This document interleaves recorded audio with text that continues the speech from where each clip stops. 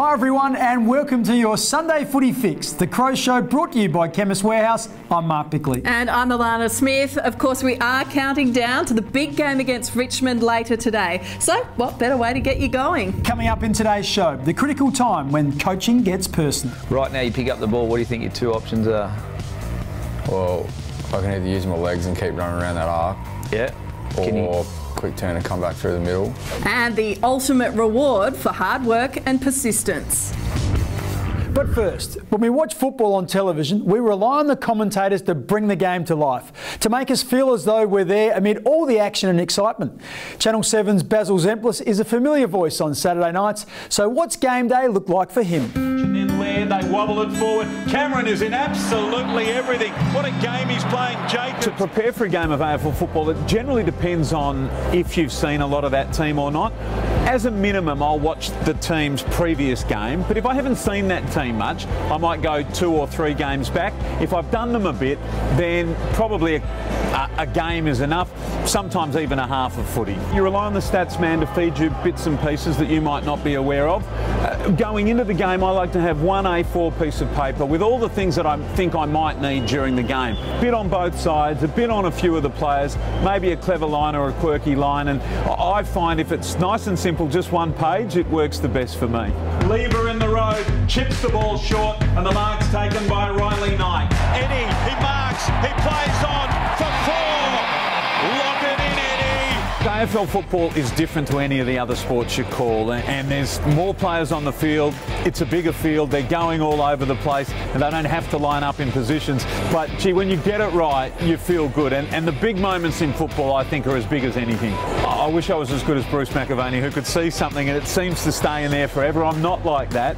So I have to work harder at it, and I do put in the work. Look, I'm a Perth boy, so I'm a Dennis committee man. As much as I love Bruce, Bruce stands up for every game. Dennis used to sit down and a lot of his call off the monitor, and so that's the way I learnt as well. So mainly off the monitor for me when I'm calling the game. 56 seconds left on the clock. Adelaide lead by 3 points. Probably my most poignant and probably the game that meant the most to the most people here at the Adelaide Oval, the first game after Phil Walsh died. It was a showdown. I called it with Bruce and Lee Matthews. It was an amazing finish, and for Adelaide to win, given everything that had happened, it was really special to be a part of. After playing 20-odd games for West Perth in the early 90s, Basil retired from football to concentrate on his media career. Now, coaching has changed a lot since I started playing. Team training drills are obviously still very important, but much of the emphasis these days is on individual game reviews between a player and his line coach. Let's sit in on a session with forwards coach David Teague and Riley Knight. Nighter, how you doing, mate? Good, mate. Good. Your game, Essendon, what do you think? Yeah, not too bad. I thought pressure was down a little bit this week. Didn't quite have the impact that I usually have. Thought my ability to get to the outside was pretty good. Yeah, probably thought I was pretty clean at ground level as well. If anything, I thought it was probably a couple at ground level. Thought you put your head over the ball, but just at ground level. Yeah. I love the way you did a lot right early and didn't get rewarded with possessions, and then as the game went on, your running ability, getting out up into the outside, I thought really good. He played pretty well. It was funny. He reported back that he didn't think he played as well, so it was good to go through some clips and show him that he did some really good things. His report was probably he was a bit harsh on himself, which you like as a coach. You like the players that are hard on themselves. He's been playing his role really well, and we just wanted to probably, if anything, just emphasise that that's important and just keep doing that. Let's go through some clips and have a look. Tell me what you're seeing here. It's a late ground ball. A late ground ball, yeah. It was a good ground ball. I love the way you fight the tackle. So you can concede, we can get another stoppage, or you can try and get it out. But strong, get it out, really good, gives us a chance to go forward again. Showed no signs of concern there, Riley Knight. So great composure. The number of players you see get to this position, they know the player's forward, but what have you done really well? Come back off the line. Yeah, really important. It's better, even if you miss Tex, if you miss him down there 40 metres, gives us a chance to defend. Right now you pick up the ball, what do you think your two options are? Well, I can either use my legs and keep running around that arc. Yeah. Or quick turn and come back through the middle.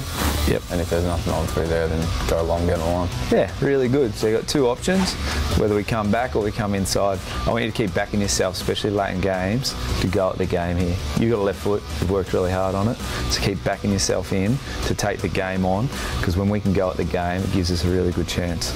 In terms of reviewing the game, the 2 hours of playing is your best practice and your best chance to get better, and the challenge is trying to educate enough in a meeting sense that they can then take it out into the next game. Back tonight, now Laird to line it up from 45 metres. Gives him a chance. Doesn't even look at you once for the handball. No, thanks, Nida, for the ball. Got into about it on Monday too. Good work. Didn't even acknowledge you. Went straight back to the backs. All right, that's it. So, summary of your game? Good work rate up and down the ground, but yeah, just the impact side of it. Yeah, and it's been strong. It's been a strong area. Yeah. Just keep working on that ground ball. Yep. At training, because you're kicking the ball well. Your patterns are really good. So let's just keep working on that, and maybe impact as well. Yep. Something you really identified. It's good stuff, mate. Beautiful. Goal square, Riley Knight. Now 1-on-3. Can you believe it? Riley Knight. The 5 line coaches meet as a group with senior coach Don Pike nearly every day. When Alana returns after the break, we'll see how the tall man takes on a tough road. And the Adelaide Oval, as you may not know it.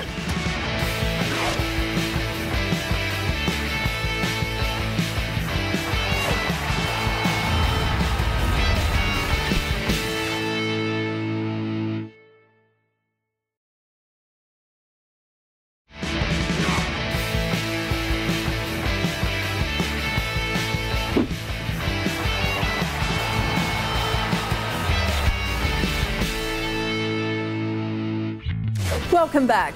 Sam Jacobs is a York Peninsula boy who grew up in Ardrossan and learned to drive on country roads. So he should have a head start over current and former players in our Toyota Hilux Off-Road Challenge. They have to negotiate a rugged course at Saunders Gorge outside Adelaide, and we're comparing times as the season unfolds. Richard Douglas is the early pace setter, but let's see how Sauce tackles the job.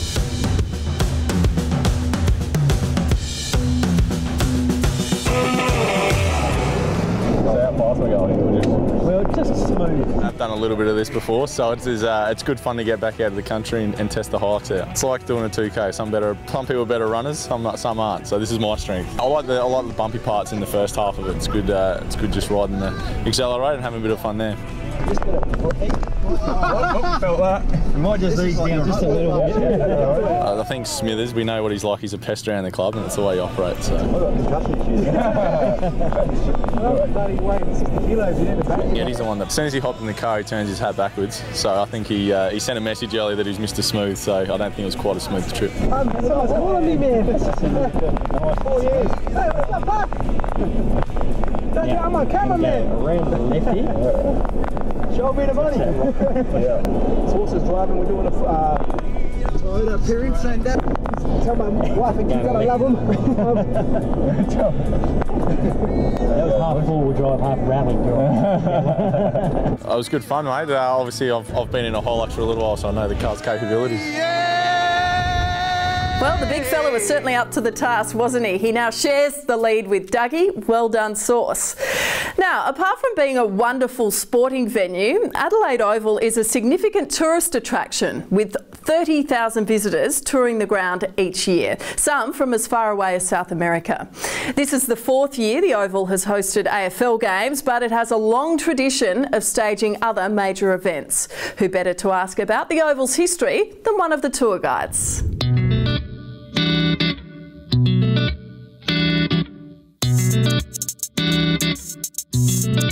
The tours last about 90 minutes. We walk right around the Oval. Probably the highlight of the tour is the scoreboard, the old scoreboard. Everyone loves going in there. You really get a sense of the heritage of the Oval once you go in the scoreboard. These hatches that are open, that's where they'll place those names. They just slide into those slots. But they like the change rooms, and they can imagine themselves, you know, being a player in the change rooms. And they like coming out into the Oval to the sounds of the crowd roaring.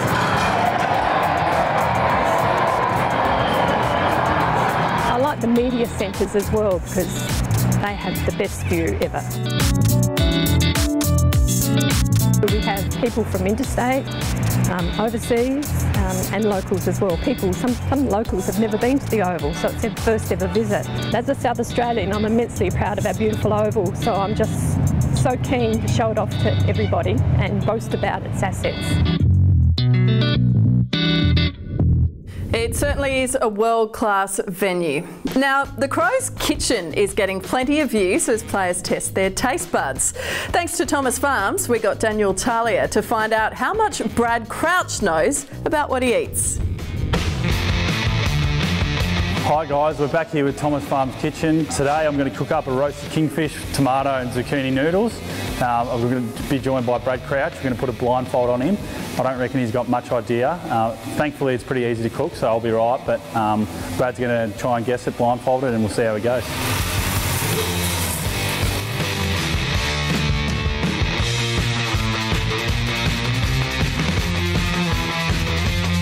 Right guys, we've got Brad here. Look, he's blindfolded. Moment of truth. Just put some on the end of the fork.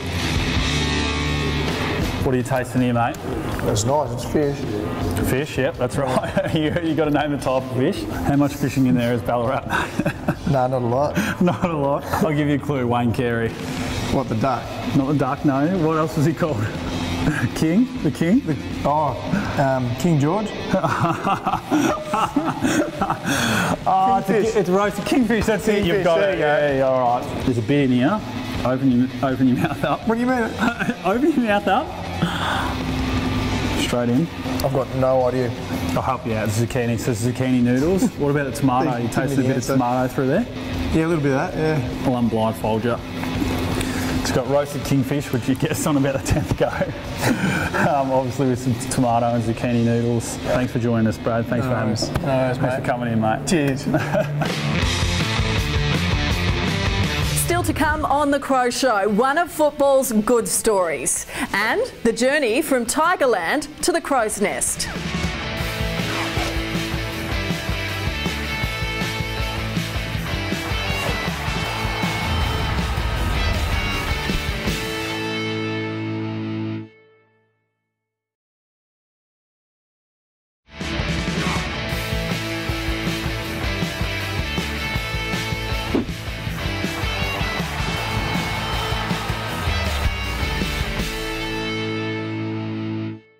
A couple of weeks ago, Troy Menzel told us Kyle Cheney, not Brodie Smith, was the club's funniest man. I'm sure Smithers would take exception to that. Anyway, let's see what happens when he puts Kyle in the hot seat for a 60-second grilling, all thanks to Revolution Roofing.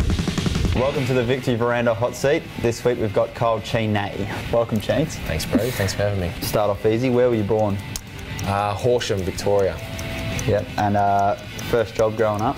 Serving dinner to the in the old folks' home. AFL club growing up? Richmond. Favourite player? Richo. If you could be professional in any other sport, what would it be? Basketball. Who would you least like to sit next to on a plane? You. Why? Because you're a pest. Yeah, but with mates. Yeah, but you don't sleep and I do.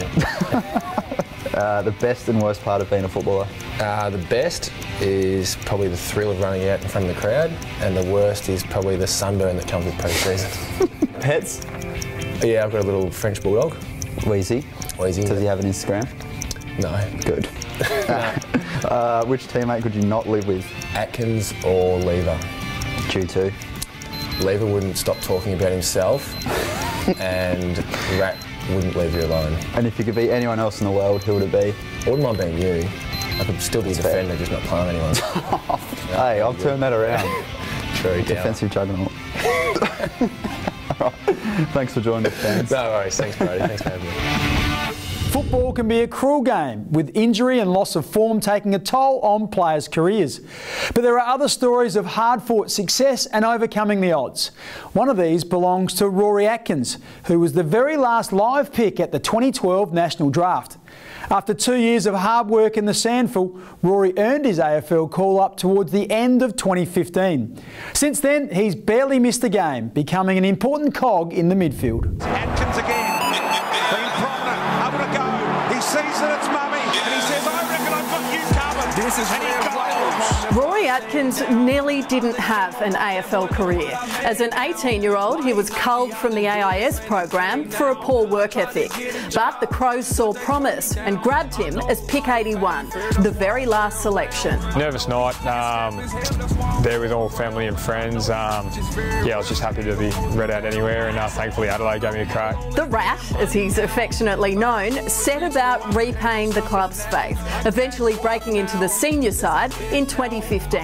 Yeah, I'm enjoying my football at the moment. I don't necessarily think I've cemented my spot, but I'm happy to be playing the football that I am. I can always play better, and that's what I'm striving for. The 22-year-old is also one of the club's best kicks, thanks to his lethal left boot.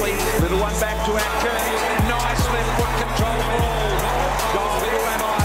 Playing predominantly on the wing, and yeah, coming off a uninterrupted pre-season and a built fitness base, I yeah, tend to be running pretty well at the moment, and yeah, using my leg to good effect. And a new friend has certainly helped Rory adjust to life in Adelaide. Coming from interstate, find myself, well, pretty bored at stages, so purchased a little British Bulldog. His name's Bo, so he keeps me pretty busy. He keeps me in good spirits, and when I come home he's always happy to see me, so yeah, it's good to spend time with him. Back inside to Atkins. He's kicked a couple and he rams another one home. 3 for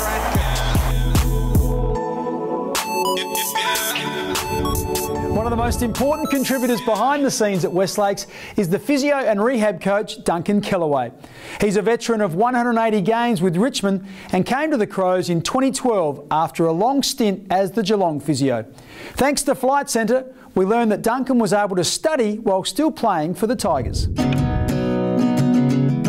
I did a bit of work while I was playing, and then obviously when I finished I started working a bit more and went from private practice to work down at Geelong, where I was down there for 6 years, and then finished up there and then came across to the Crows, so this is my 5th year at the Crows now. My current role at the Crows is rehab physio and coach, so that means basically normal physio roles, diagnosing injuries and looking after the players with treatment, and then the rehab role is to really plan their rehab and then implement that on the track as well and then get them back into playing. It's not normally a good thing to be with me. You know, a lot of blokes like to be with the main group training and playing, so if they're with me they're not with the main group, so you know, they can get a bit frustrated, but it's still rewarding to work with blokes and get them back into good shape.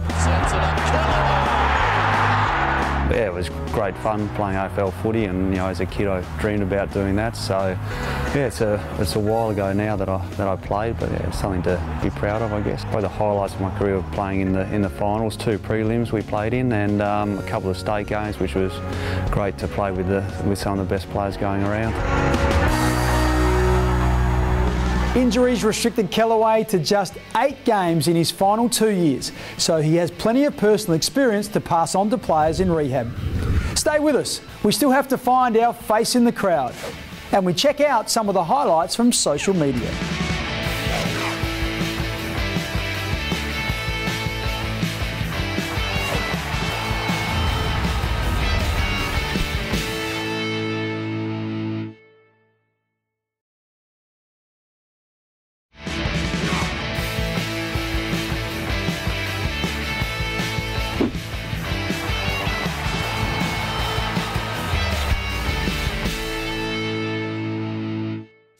Now let's take a look at a couple of highlights from social media. Remember that by joining the Crows on Facebook, Twitter and Instagram, you'll get exclusive insights and breaking news every day.